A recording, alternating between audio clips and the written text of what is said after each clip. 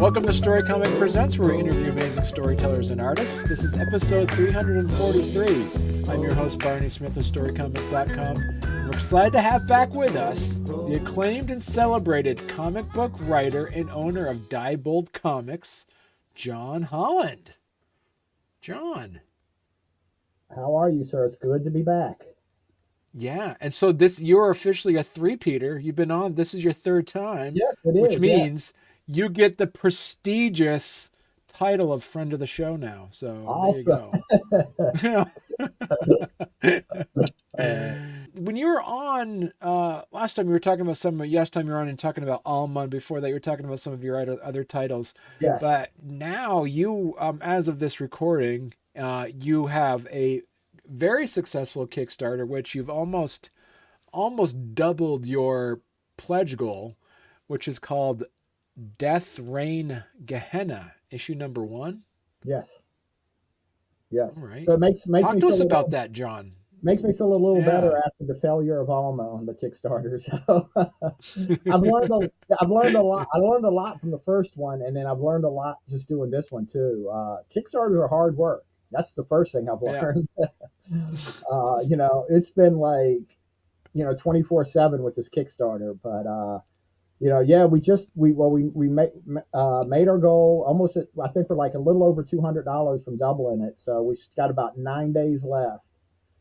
So we're hoping to at least double it. Everybody says that last couple of days you do really well. You do well the first couple of days and the last couple of days. So I'm hoping we have a really good end to this Kickstarter, and our goal is kind of to hit 6,000, and we're hoping to hit that. But It's been doing really well. This one is a little different. It's very 90s inspired. If you see the art on it, you really flash back to the Image guys. It's the throwback to like Image and Wildstorm almost. Yeah. Exactly. Yeah. Top Cow. The artist Travis Smith is very big fans of that, and he was very specific in this style. He wanted to create something that was like going back to that time.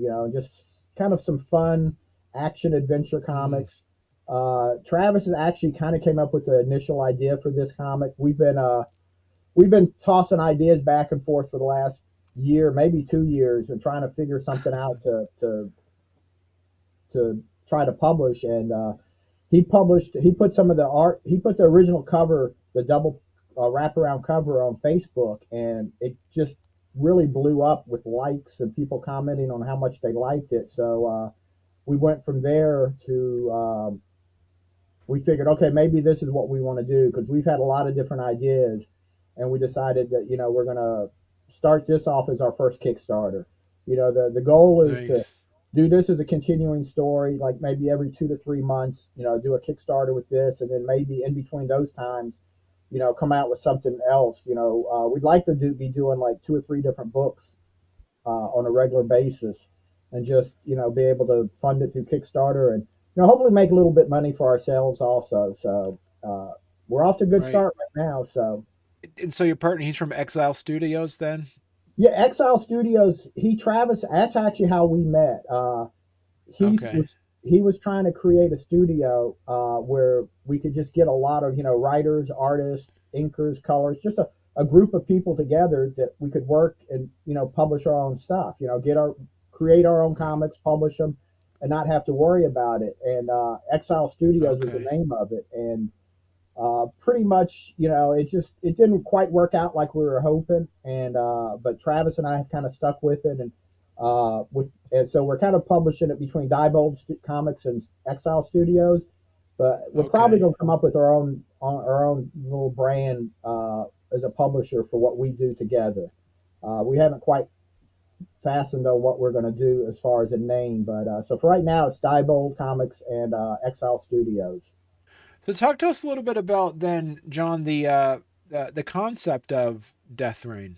All right. Well, Gehenna is a planet that basically where reality doesn't exist. So in this planet, almost anything can exist on this planet. Like in one part where we're talking about right now, it's really basically full of demons. You go from that to another part of the planet, and it could be full of vampires or something else. Another part of the planet, time might not exist like normal. It could be like, it could loop up on itself. It could, run backwards. So basically, we created a planet where we can almost do any type of story we want to do.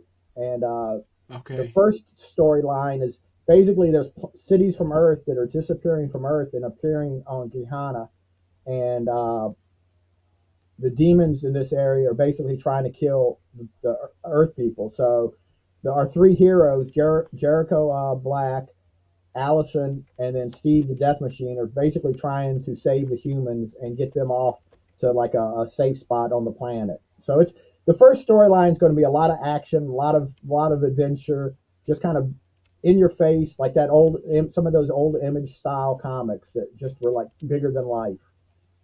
And so you mentioned before there was like Travis kind of came up with the idea of Death Reign as Yeah, a, and yeah. you both kind of ran with it.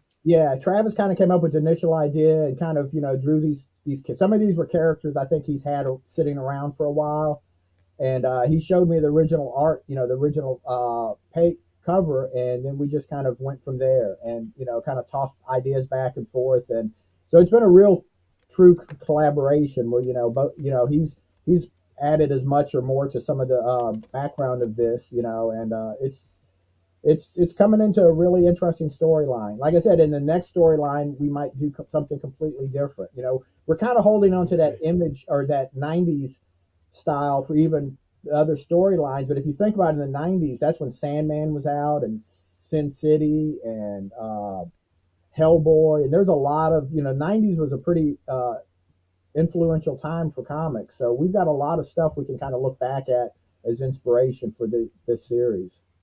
You've been writing stories for 30 years now. Probably longer, yeah, So probably since the '80s. Yeah, yeah, I started like in the '80s yeah. because I'm pretty old, so I've been around for a while. How does this story compare to some of the other stories that you've written in the past? uh, I I like to think everything I write, I try to do something different. I think this is more kind of more just action adventure, more just Okay. moving along that way than some of the other stuff. But everything is a little different. Alma was more of a horror story with an older character. Robot Sex was Right. a little different. So I try to write something, everything to be a little different than what was before, because otherwise it'd get boring pretty fast. Yeah, I mean, I loved it. Robot Sex. That was a really good. Are you going to continue that one? Yeah, I'm hoping to bring that to Kickstarter eventually too. Yeah, I definitely want to continue that Okay. because I've got a story. I've really got that kind of in my mind plotted out for the next few issues. So, and I really love that Yeah. story too. So I want to finish that for sure. How do we get to know a little bit of Jericho Black and also Allison Yeah, in these first 48 pages? yeah, we're gonna find some things out about him. Like Jericho Black actually has some ties to Earth, and we're gonna find out that he's got ties back to being like a knight from the Crusades. So he's been around for quite a Oh, while. cool. And then Allison is actually a former demon, so she's trying to like prove just to redeem herself, to prove that she's not more than just an evil person, that she can be a good guy. And so, talk to us a little bit also now on just the Kickstarter in general. What were some of the mistakes you mentioned that you learned from the past that you were able to tweak this Kickstarter to make it so successful so far?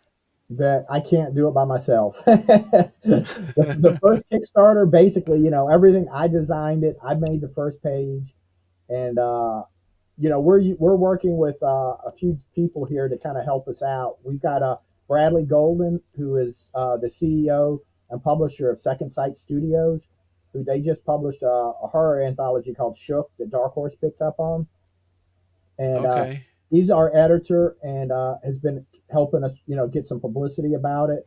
And also Kevin Gilliott from Inked Publishing, who basically they helped design the Kickstarters and really help people with it. He came in right after we started and really has been a big help because I designed the first page, the Kickstarter page, and I didn't know what I was doing, and compared to what it looks like now, it's like night and day. He came in and redesigned it, put it up, made it look a lot more professional. So it's been a big help having some people that kind of know what they're doing with Kickstarter. Uh, and having people, it's not me trying to push everything and trying to, get the publicity for it. So there's been other people helping us with the tiers, things like that. So I think unless you're really good at all of that, you need help when you do a Kickstarter. Right. I've learned that because that first Kickstarter I did, there was a lot of things wrong with it. I learned about shipping, not to overcharge in shipping and a lot of different stuff that, Right. has worked out a lot better for this one. So where did you get like your variant cover artists? They actually are artists that I've worked with. Javier Lapar is actually our colorist on the book, and he worked with. Okay. He was the artist on Ayla, Speaker for the Dead that I did, and then Hernan Gonzalez is one of the variant artists, and he was the artist on Alma. So he's did one of the covers for Okay. us. And then we've got Brian LeBlanc did like a cover, and he's actually local. Brian and Preston, who both did covers for us, also they're both local, live near me, and they did two variant covers for us. Preston actually did some variant covers for that Wesley Snipes comic that was on I think it was on Indiegogo about a year ago. Right. So he's did a few covers for, he's worked for some different publishers and stuff. So we didn't get any like superstar artists, but we got, I think, some really good artists to do some variant covers and make it look, give us a different look to it. Because I noticed too, it just seems like you have a really good bulk of your backers are the ones that just like that wraparound cover. They're Yeah, a bunch of your, yeah. yeah. And then we did a 24-hour early bird special that was Brian's cover that we offered like just Hmm. the first 24 hours. And that actually got a lot of takers, and that's going to be a cover with no logo, no logos, not just the art on it. So we're offering that cover now, but with the logo and everything. But the first 24 hours, we got off to a pretty good start on our first day of on the Kickstarter. And a lot of it was Brian's cover that helped to pushed us that first Right. day. I was gonna say we've actually got some high end tiers that have done really well for us. We've done where we have a drawn in tier where you can be drawn into the comic. We've got another tier where you can actually be drawn. We'll draw you on the cover, and we'll print like half a dozen copies of that cover that you'll get with you on the cover. And we've actually had a Huh. backer. We've got one backer for that cover already. And some of the high end tiers, we were kind of, well, will they take it or not? But we figured it's worth trying because if we get just a couple people take it, that makes a big difference. Right. And so, what are some of the things about the storyline that you're really thinking this is pretty unique? I'm really excited about people who are going to read about this piece. Hopefully, just some of the things we do with the characters and with the I think people are going to go in thinking it may be just a straight big fight. A lot of that is what it is, a lot of adventure and action, but we're going to try to throw a few little wrinkles in there, little more science fiction maybe than just a big superhero, punch them in the face. A few things that may make people stop and go, oh, that's kind of cool. John, with this said, we mentioned robot sex. What's next for Diebold Comics? Uh, the next thing is hopefully in March, April, May. I'm going to put Alma back on Kickstarter. I'm going to go back and try to do this right the first. Then Do it again. and then after that, I'm thinking of doing Robot Sex on Kickstarter. Trying to get that up. I've got 2 issues.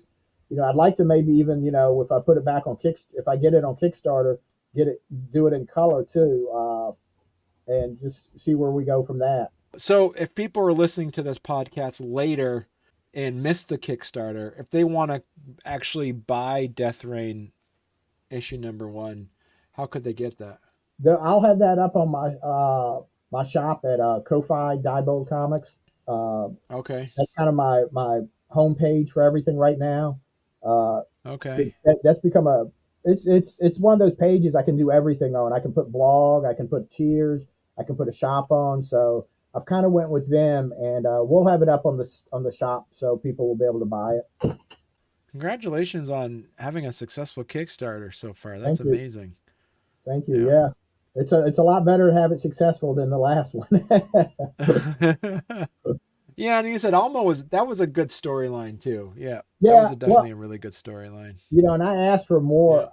I asked for a lot. I think I ended up asking for like 4,500 for Alma for my first Kickstarter, and that was a big mistake. I think I made almost $2,000 on it, but forty five Oh, you hundred made was it a too lot high. for the first one. Well, John, any last thoughts or No, I appreciate everybody buying anything that I write and helping me out. So, and I'm going to keep doing. We have this, and then Travis and I are already talking about the next book we're going to work on, and we're going to continue to try to put out issues of Death Reign too. So it's structured to be a continuing storyline. So, but in between, we're going to be doing other books too. So hopefully we're going to have a lot of stuff coming out in the next year. perfect. All right. Looking forward to seeing more John Holland in the upcoming year then. Perfect. Thank you so much, John. Thank you.